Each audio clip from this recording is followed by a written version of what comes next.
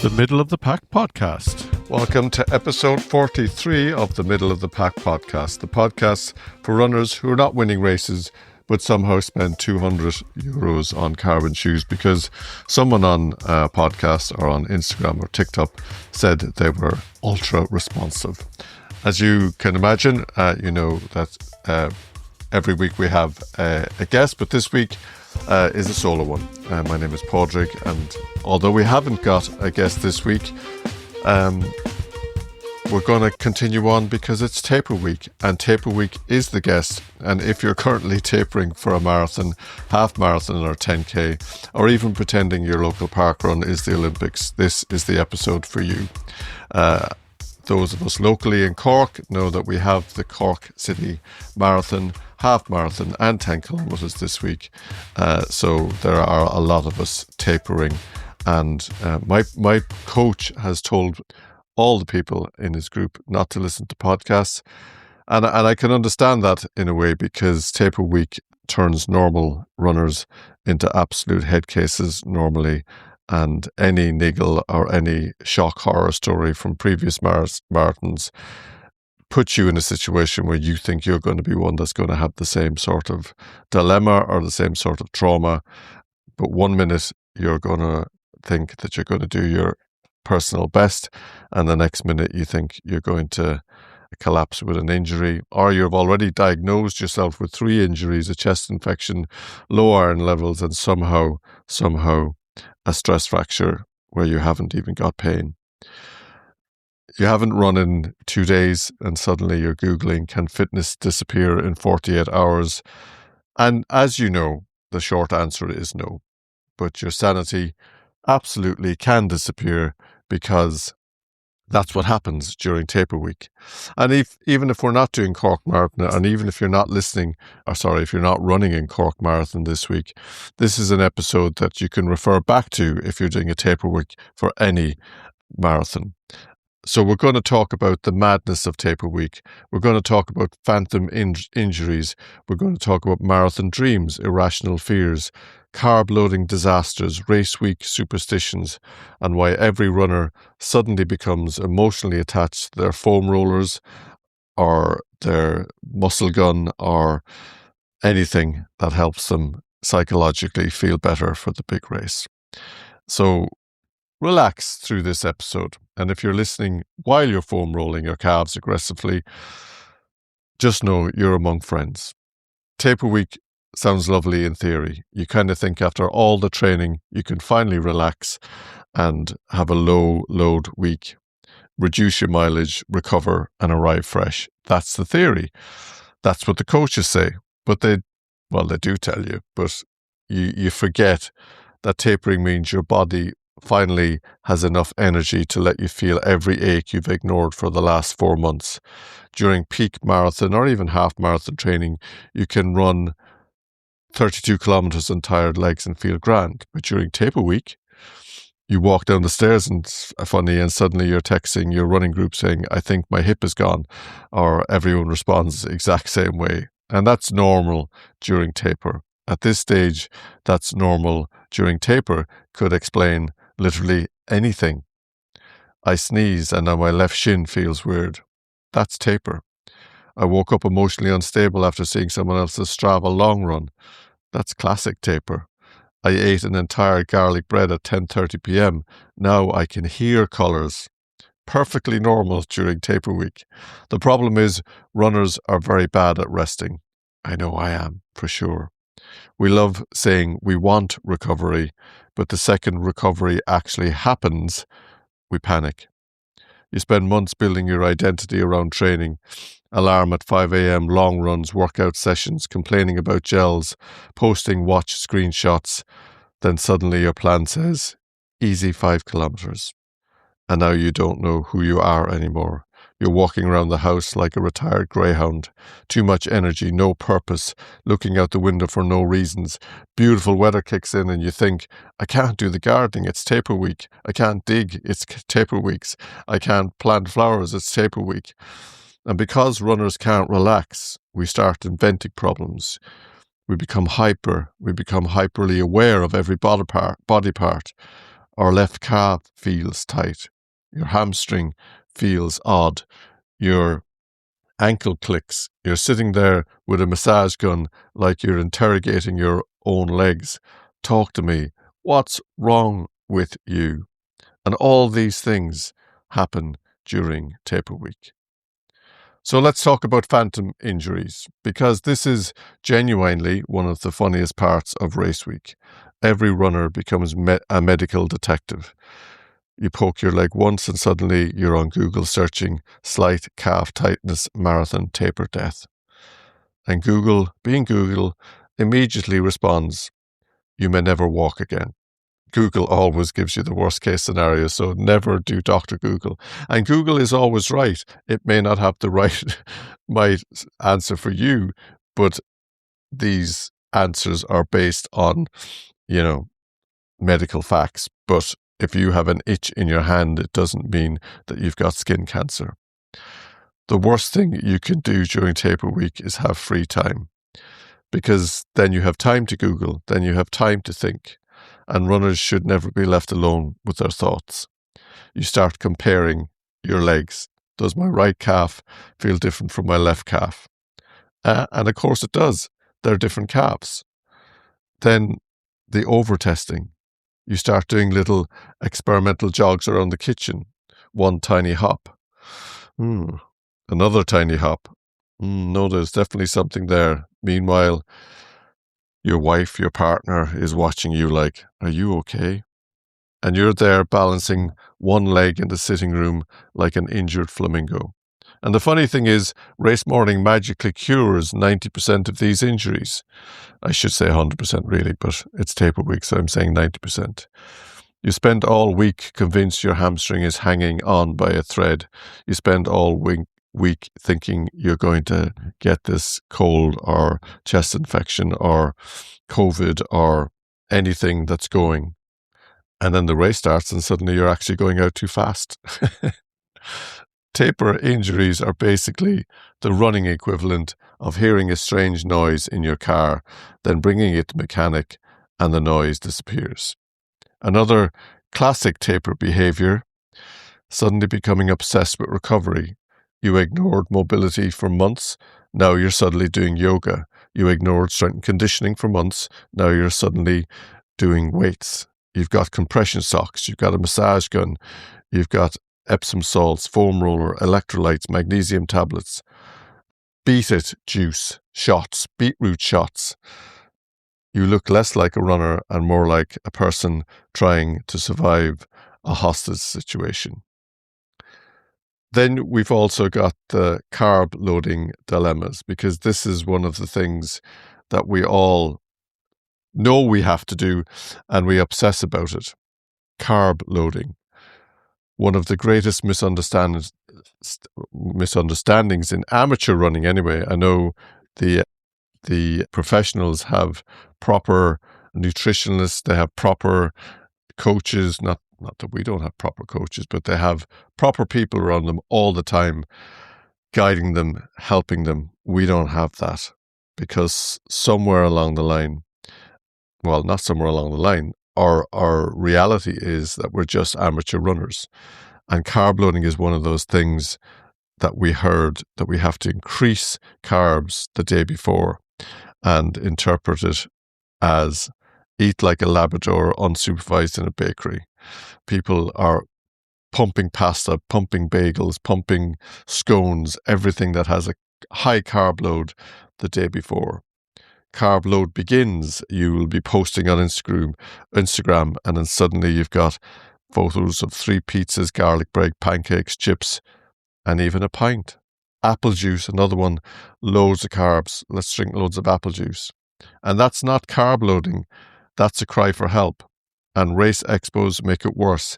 You'll walk into the expo intending to buy 1 gel. You leave with 6 energy bars, 2 pairs of socks, electrolyte tablets, a headband, and a deep emotional insecurity because someone there casually mentioned they ran a 2:48 marathon.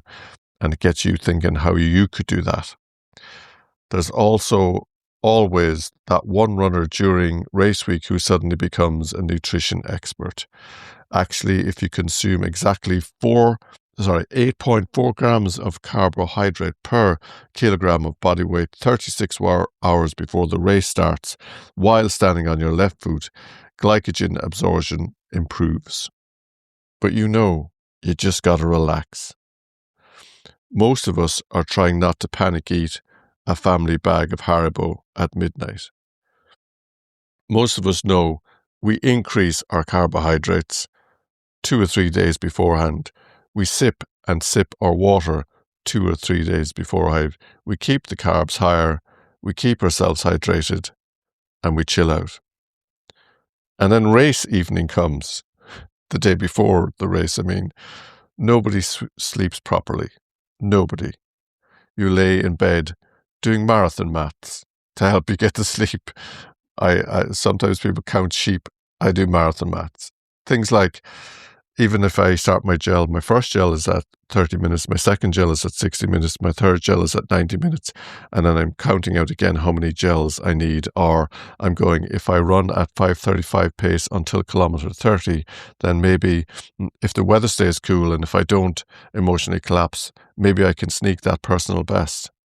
If you're in the half marathon, you go, maybe I don't need gels because maybe if I just keep going, I'll be all right. Or maybe if I just take 2 gels, I know I worked it out that I need 3. And all these things go around your head, but stick to the plan. Your brain is just suddenly deciding that this is the perfect moment to remember every mistake you've made in training. That's what happens the night before. You missed that Tuesday session in February. You stopped early during that tempo run. Remember that extra pint that you had last weekend or the weekend before, or your football team got relegated and you had a drink. Maybe you shouldn't have. Meanwhile, your body just wants sleep. And these are the things that happen all the time during taper week. And these are the things that we have to stop. I know I'm probably making it worse by talking about them, but I'm talking about them in this lighthearted way, just so you realize that it is superstition. It is all your mind playing tricks with you. And runners do become incredibly superstitious during taper week. We pretend we're logical people. We're not. We're deeply strange. And suddenly you believe tiny decisions will determine your entire race. Should I wear the blue socks or the black socks? What about the shorts? I always wear the Adidas black shorts with my top. No, I didn't. Last year I wore the Brooks ones. What am I going to do? As if the marathon gods are up there going, he picked the wrong shorts today. That's going to ruin his race. And everyone has their own weird rituals. Some runners lay gear out 3 days early, pin the bib on perfectly. I know a few people that get really obsessed about how the bib is placed, how the magnets are placed, keeping the bibs together. And if you're listening, you know who you are. Some people refuse to wear the race shirt beforehand. We all know if somebody has a cold, we avoid them like they're zombies. We all know that maybe we drink too much water, and race tracking apps make everything worse. Suddenly your entire extended family become emotionally invested as well. Everyone wants to download the app so they can follow you on the day, and you know this, and you know it beforehand as well.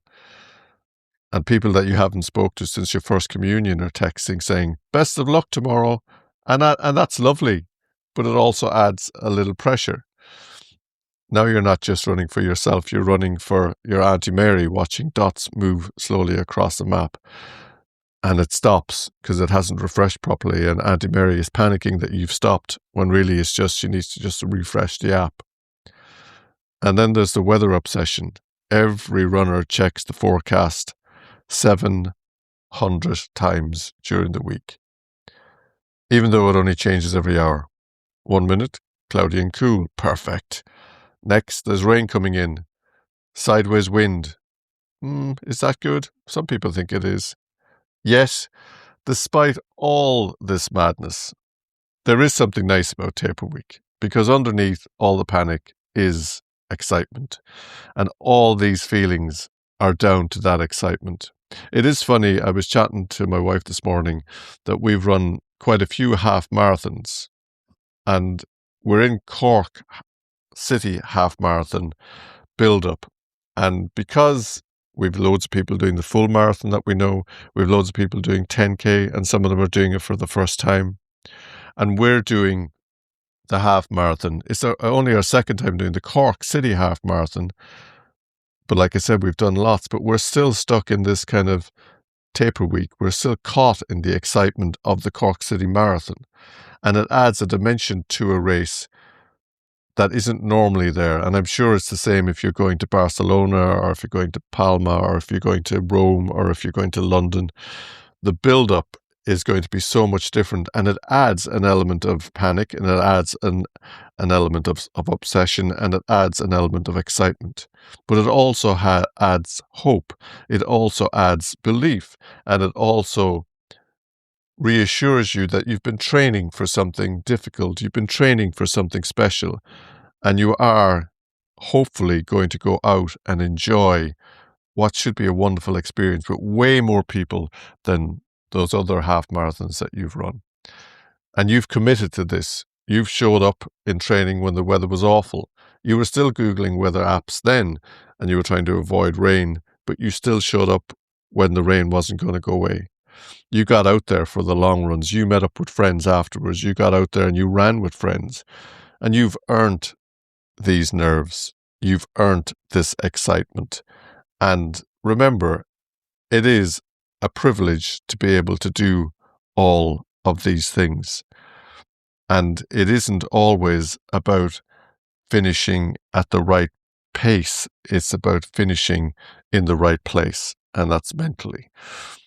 You know that you have to endure a little bit of pain during these races, but you also know that you're in a special place. And you have trained for it, and you have committed to it, and you have shown up when the weather was awful. You got out there for the long runs. You did those sessions that nearly killed you. So you've earned to be in this place that is slightly obsessive, slightly paranoid, but you've earned to be here. And this is the important part, especially for middle of the pack runners. And that's, and when I, this is the Middle of the Pack podcast, as you know. And when I say middle of the pack runners, we always think that that's, let's just say someone finishing around the 4-hour mark or someone finishing around the 5-hour mark. But you can be middle of a pack, even if you're in the elite section. You may not be the fastest. You may not be in the top 20, but you might be 10th in that, so you are the middle of the pack. You may be bordering between the times for a marathon, you might be bordering between 2.5 and 3.5. You're still going to be, there are still people that are average in the middle of that. But this podcast, as I keep saying, is about everyday runners. It's not about the elites. It's not about pushing for world records or national records or titles. It's about the everyday runner. And as we know, there's always middle of the pack runners in all of those things. And we often still have as much pressure as an elite runner would have on race day. We still are obsessed about times. We still want things to be perfect. But honestly, most races are messy. Something isn't going to go to plan. Really, there's going to be somebody cross in front of you. There's going to be crowds at the beginning. Your watch mightn't act perfectly. You might forget to push it. You start too fast. You miss a water station. Your gel slipped out of your hand. Always bring a spare. Always bring a spare gel. And if you've got one spare and you know you're going to be okay, you might be able to give it to someone else that lost their gel. The weather might change. You might have, nerves, so your stomach might feel different. But that's racing. The goal isn't perfection. The goal is adapting. And remember why you started running in the first place. Because nearly all of us aren't professionals. We're regular people trying to do hard things. We're parents, we're workers, we're busy doing podcasts on our own. We're busy humans squeezing training in around real life. And there's something nice about that. There's something class about that. And there is something really special about that. Honestly, some of my favorite marathon moments, I've only done 2, but they've got nothing to do with the time. It's seeing strangers encouraging other. Last year, Cork, I saw a guy running in his bare feet, and it'll stick with me forever. I saw someone handing out jelly babies at kilometre 35. It was a pacer that spoke to me when I was struggling on the straight road in last year's Cork City Marathon. It was my sister coming out to see me with her daughter in Dublin, and again in and around that kind of stage of kilometre 30, screaming my name. It was my daughter at the finish line in Cork. Still remember her saying, "Come on, Dad." And my wife wrote my name on my bib last year, and people were calling out my name. I run, as regular listeners will know, for Eagle AC, and it might be just that person that shouts out, "Go on, Eagle." Those things really give you the boost, and it's great to do it in your home city. And you remember even when you survived some of those brutal patches during the run and you still finish. And when you get to that finish line, it's still that emotional roller coaster. And as whether there's a marathon carpet or not, you're still going to finish in and around those areas where there's way more crowds and they drive you home. And that's the stuff you remember. Not whether you missed your target by 90 seconds, although that still might haunt you, but it's still being able to finish. And if you're currently tapering right now and doubting yourself, let me remind you, you are probably far more ready than you think. Training doesn't disappear during taper. Fitness doesn't vanish because you skipped one run. Your legs are supposed to feel weird. Your brain is supposed to panic. That's all part of it. You just need to get to the start line healthy. And you know when you're starting. You know when you're at that start line. You are ready. You've done the training. And people are going to say that all the time. I did see a sign about paranoia or tapering week, and it said, "Warning, tapering marathoner. Liable to become spontaneously moody, germophobic, and fully irrational with innate ability to lose all focus. Weather forecast obsession and self-doubt may occur. Frequent episodes of extreme restlessness, anxiety, and excitement are common." And then it said at the end, "Eat this and run." So taper week is a difficult week. And I'm putting out this episode because I think it's important that you can listen to this and listen to it with an element of fun, really. Because if you're in taper week right now, stop Googling injuries.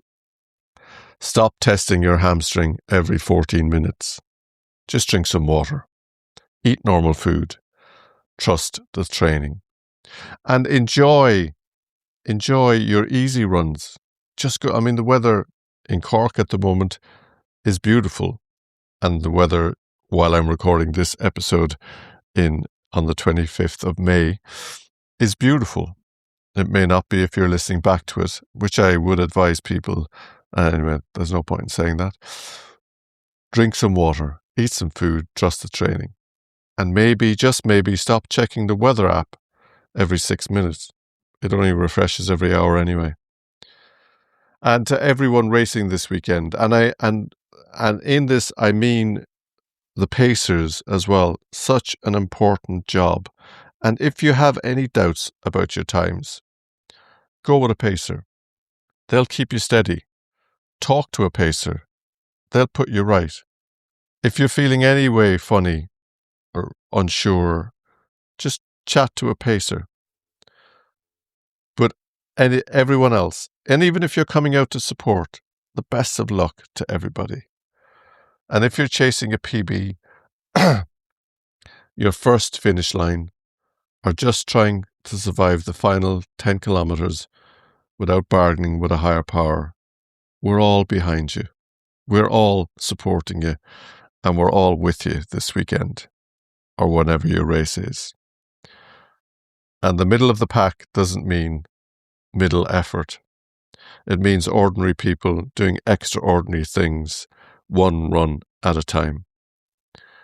And if you've enjoyed the episode, share it with a running mate who is currently convinced that their left calf is about to explode. Follow the podcast, leave a review, and next week, hopefully, we'll have some reports from the Cork City Marathon. Don't go out foam rolling something unnecessarily. There is a lot to be said for a taper week. There's a lot to be said for completing a training block. But remember, you've got to enjoy it too.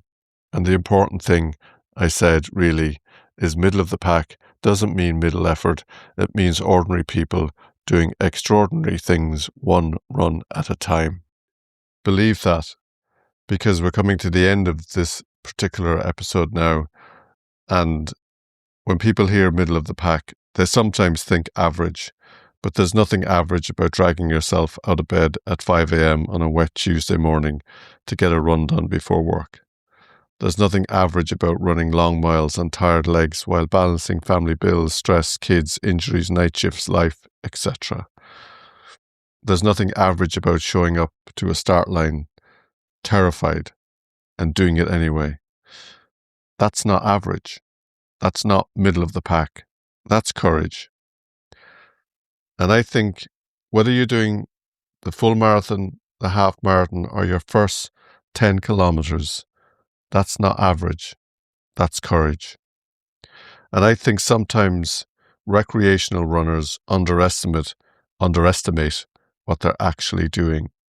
Because social media has convinced us that if you're not running a sub-3 marathon or posting massive mileage every week, somehow it doesn't count. But honestly, the heart of running has never been about elite times. It's about ordinary people proving something to themselves. The runner doing their first 5 kilometers, the runner doing their first 10 kilometers. It may also be your first half marathon or marathon.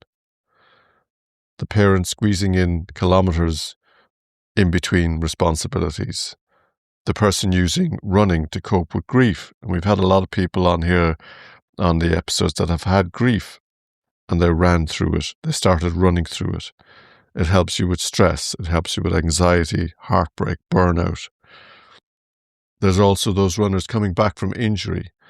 The person at the back of the race fighting just as hard as the person at the front. And that's what this community really is. And if you think about it, most runners live in the middle of the pack.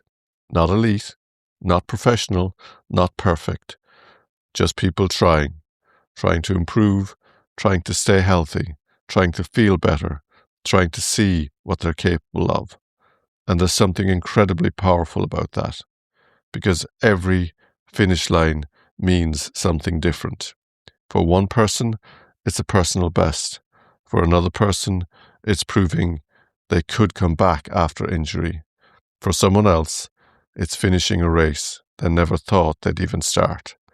And nobody sees the full story behind those moments. Nobody sees the missed sleep, the early alarms, the self-doubt, the bad runs, the cold mornings, the sessions where your legs felt empty, the times you nearly skipped training but went anyway. That's real work. That's the effort. And honestly, that's why I love the middle of the pack phrase. That's why I love doing this podcast, because it feels real to me. It feels human. It reminds us that running isn't reserved for superhumans. It belongs to everyone. To people who run fast, to people who run slow, to people who stop for a breather, to people who are just trying to keep moving forward. And maybe that's the biggest lesson running teaches us. Forward is forward. Some days it's a PB. Some days it's surviving the run. Some days it's just putting the shoes on. But it all counts. Every mile, every setback, every comeback, every finish line. And if you're listening to this right now during taper week, nervous, doubtful, questioning yourself, I want you to remember this. You've already done something extraordinary. You've committed to a difficult goal. You kept showing up. You kept going when it got uncomfortable. And regardless of what happens on race day, that matters. The medal is brilliant. The banana is brilliant. The personal best is brilliant. But the real achievement is the person you've become during the process. More disciplined, more resilient, more patient, maybe even more hopeful. That's why we do this. Not because it's easy, but because somewhere along the way, running reminds us that we're capable of more than we thought. And that's what the Middle of the Pack podcast will always be about. Ordinary people doing ordinary things, one run at a time. You've been listening to episode 43 of the Middle of the Pack podcast. Thanks for listening. So for this week,